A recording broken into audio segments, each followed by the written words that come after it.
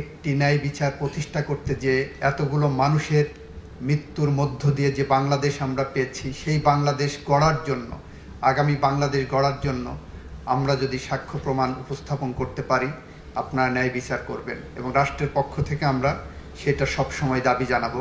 আজকের এই ট্রাইব্যুনাল যে মামলার বিচার করতে বসেছেন, এই মামলার বিচার প্রক্রিয়ায় বিগত 17 বছরে বাংলাদেশের মাটিতে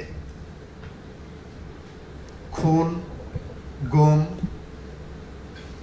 পলিটিক্যাল পারসিকিউশন একটা কালচার চালু হয়েছিল। আজকে রাস্তায় কথা উঠে, চায়ের দোকানে কথা উঠেছে, কে কার চেয়ে বড় খুনি ছিলেন। 72 থেকে 75 পর্যন্ত আওয়ামী দুঃশাসন আমরা দেখেছি, যখন প্রায় 30,000 তরতাজা যুবকদেরকে হত্যা করা হয়েছিল একটি রাজনৈতিক মতাদর্শ প্রতিষ্ঠা করার জন্য। 72 থেকে 75-এর যে শাসক ছিলেন, উনি বড় খুনি ছিলেন, নাকি 2009 থেকে 2024 পর্যন্ত যিনি শাসক ছিলেন উনি বড় খুনি ছিলেন?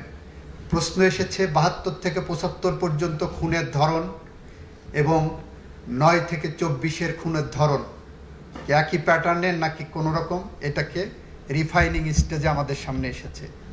এগুলো সবই অসুস্থ বিতর্কের একটি জায়গা। আমরা মনে করি বাংলাদেশের মানুষের জন্য, গণতন্ত্রের জন্য, বাংলাদেশের আগামী প্রজন্মের বসবাস করে দেওয়ার জন্য এমন একটি ন্যায় বিচার প্রতিষ্ঠা করা দরকার, যে সমাজে খুনের রাজনীতি বন্ধ হবে। গত 24 বছরে মুক্তিযুদ্ধের চেতনার নামে যে রাজনীতি করা হয়েছে, সেখানে বলা হয়েছে, দেওয়া হয়েছে মুক্তিযুদ্ধের চেতনা মানে দিনের ভোট রাতে করা, মুক্তিযুদ্ধের চেতনা মানে চাঁদাবাজি করা, মুক্তিযুদ্ধের চেতনা মানে লুটেরাদের প্রতিষ্ঠা করা, মুক্তিযুদ্ধের চেতনা মানে বিদেশে আমার দেশের লক্ষ লক্ষ টাকা, ডলার, পাউন্ড পাচার করে বেগম পাড়ায় বাড়ি বানানো। এমন একটি সমাজ ব্যবস্থার মধ্য দিয়ে একটি বৈষম্যহীন সমাজ প্রতিষ্ঠার জন্য জুলাই বিপ্লবের সময় যে আন্দোলনের সূচনা হয়েছিল, শান্তিপূর্ণ আন্দোলন ছিল। দাবি উঠেছিল, আমরা চাই এ সমাজ বৈষম্যহীন হোক। দাবি উঠেছিল, এ সমাজ ন্যায় বিচার প্রতিষ্ঠা হোক। দাবি উঠেছিল, এই সমাজে মানুষের অধিকার প্রতিষ্ঠা হোক। দাবি উঠেছিল, এই সমাজে গণতন্ত্র প্রতিষ্ঠিত হোক।